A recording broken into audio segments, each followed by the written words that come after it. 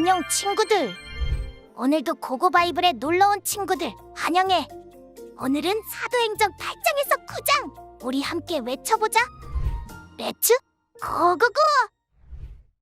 사도행전 8장. 사울은 스데반이 죽게 된 것을 당연하게 여겼습니다.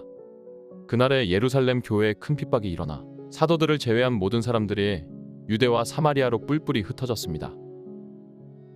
경건한 사람들이 스데반의 장례를 치르고 그의 죽음을 몹시 슬퍼하며 울었습니다. 그러나 사울은 교회를 파괴하면서 집집마다 돌아다니며 남자와 여자를 가리지 않고 끌어내 그들을 감옥에 보냈습니다. 한편 뿔뿔이 흩어진 사람들은 가는 곳마다 복음의 말씀을 전했습니다. 빌립은 사마리아에 있는 한 도시에 내려가서 사람들에게 그리스도를 전했습니다. 빌립의 말을 듣고 그가 일으키는 표적들을 본 사람들은 모두 그의 말을 주의 깊게 들었습니다.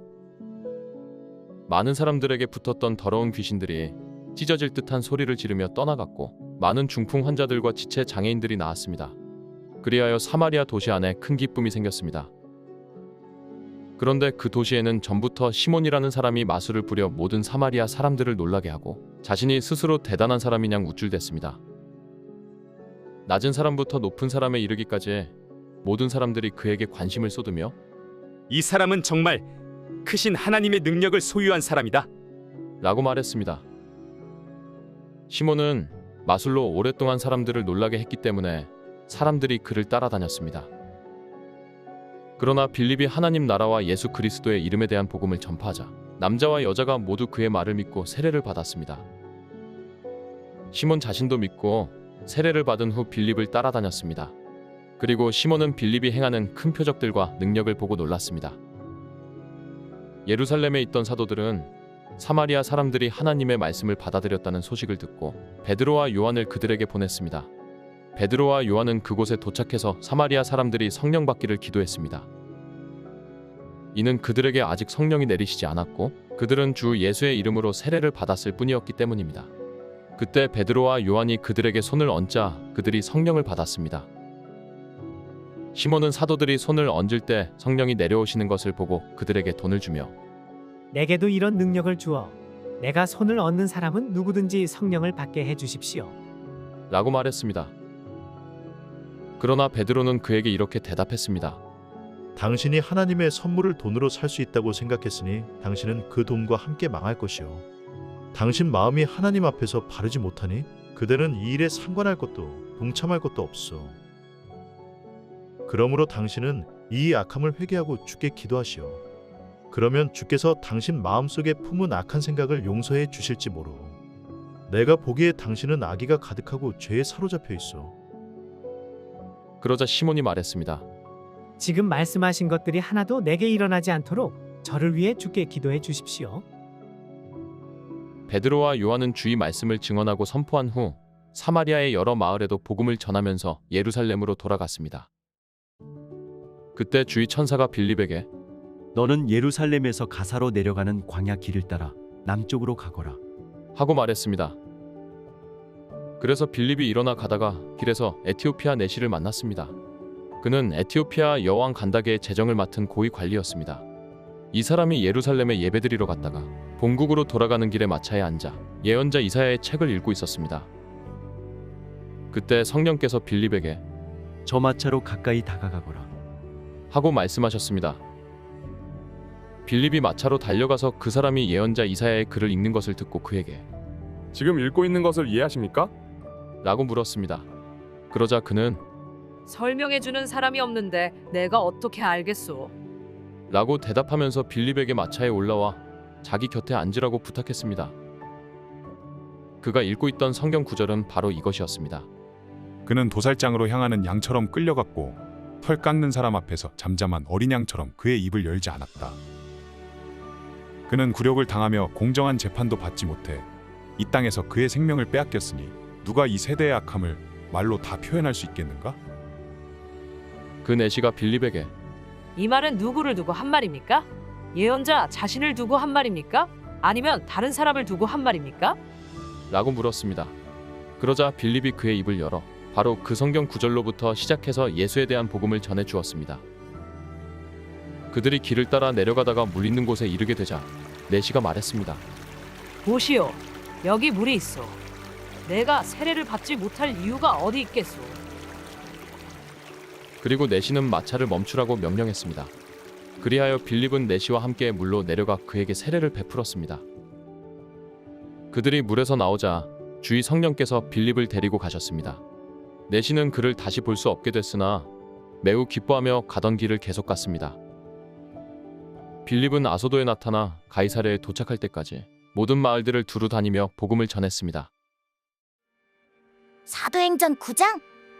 한편 사울은 여전히 주의 제자들을 위협하며 그들을 죽일 기세로 대제사장에게 나아가 다메섹의 여러 회당들에 써보낼 공문을 요청했습니다. 거기서 그 도를 따르는 사람을 만나기만 하면 남자와 여자를 가리지 않고 잡아다가 예루살렘으로 끌고 오기 위해서였습니다.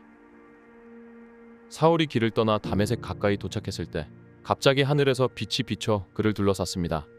사울이 땅에 쓰러졌습니다. 그때 그는 사울아, 사울아, 내가 왜 나를 핍박하느냐? 하는 음성을 들었습니다. 사울이 주여, 누구십니까? 라고 묻자 나는 내가 핍박하는 예수다. 지금 일어나 시내로 들어가거라. 내가 해야 할 일을 일러줄 사람이 있을 것이다. 라고 대답하셨습니다. 사울과 함께 가던 사람들은 소리만 들리고 아무도 보이지 않아 아무 말도 못하고 멍하니 그곳에 서 있었습니다. 사울은 땅에서 일어나 눈을 떠보았으나 아무것도 볼 수 없었습니다. 그래서 그는 같이 가던 사람들의 손에 이끌려 다메섹으로 들어갔습니다. 사울은 3일 동안 앞을 보지 못한 채 먹지도 마시지도 않았습니다. 그때 다메섹에는 아나니아라는 제자가 있었습니다. 주께서 환상 가운데 아나니아야, 하고 부르셨습니다. 그가 예, 주여. 라고 대답하자 주께서 아나니아에게 말씀하셨습니다. 너는 어서 곧은 길이라고 부르는 거리로 가거라. 그리고 그곳에 있는 유다의 집에서 다소 사람 사울을 찾아라. 지금 그가 기도하고 있다. 그는 환상 가운데 아나니아라는 사람이 와서 자기에게 손을 얹어 다시 보게 해주는 것을 보았다. 아나니아가 대답했습니다. 주여, 제가 이 사람에 대해 여러 가지 말을 들었는데 예루살렘에 있는 주의 성도들에게 온갖 해를 끼쳤다고 합니다. 그리고 그는 대제사장들로부터 권한을 받아 주의 이름을 부르는 사람들을 모두 잡아가려고 여기에 왔다고 합니다. 그러자 주께서 아나니아에게 이렇게 말씀하셨습니다. 가거라.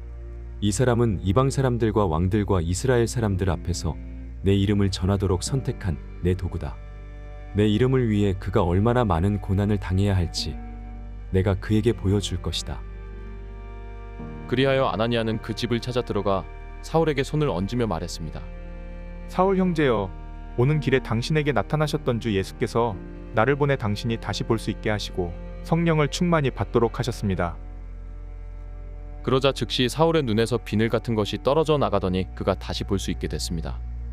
그리고 그는 일어나 세례를 받은 후 음식을 먹고 기운을 되찾았습니다.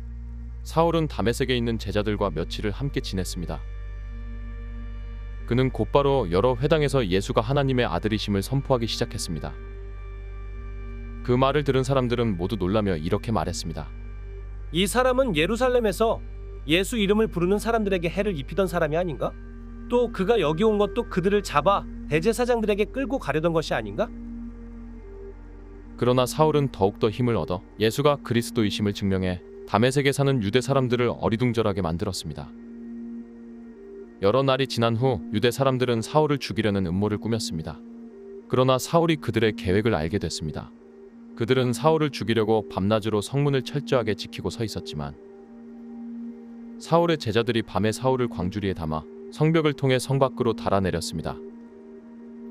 사울은 예루살렘으로 올라가서 제자들과 교제하려고 했으나 그들은 사울이 제자가 된 것을 믿지 않고 모두 그를 두려워했습니다. 그러나 바나바는 사울을 데리고 사도들에게 가서 사울이 길에서 어떻게 주를 보았으며 주께서 그에게 말씀하신 것과 다메섹에서 그가 예수의 이름을 담대하게 전한 것을 그들에게 이야기해 주었습니다. 이렇게 해서 사울은 제자들과 함께 지내게 됐고 예루살렘을 자유롭게 다니면서 주의 이름을 담대하게 전했습니다.